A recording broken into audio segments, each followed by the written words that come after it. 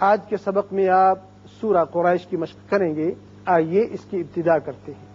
بسم اللہ الرحمن الرحیم. بسم اللہ الرحمن الرحیم. لإیلاف قریش. قریش.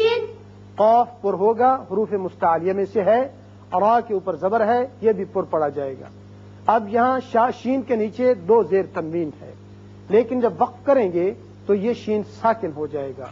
یہ تنوین اس صورت میں آپ پڑھیں گے جبکہ آپ اس آیت کو اگلی آیت کے ساتھ ملانا چاہیں گے تو پھر قریشن ایلافہم ہوگا، لیکن جب وقف کرنا تو اس وقت شین ساکن ہو جائے گا.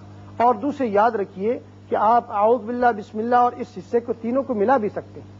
اگر اعوذ باللہ علیحدہ پڑھتے ہیں تو بسم اللہ کو کے ساتھ ملا سکتے ہیں، یا تینوں کو علیحدہ علیحدہ پڑھ سکتے ہیں، لیکن بسم اللہ اس سورت کا حصہ ہے، لہذا بسم اللہ پہلے ضرور پڑھیں گے جب آپ اس سورت کو شروع کریں گے. لإیلاف قریش. لإیلاف قریش.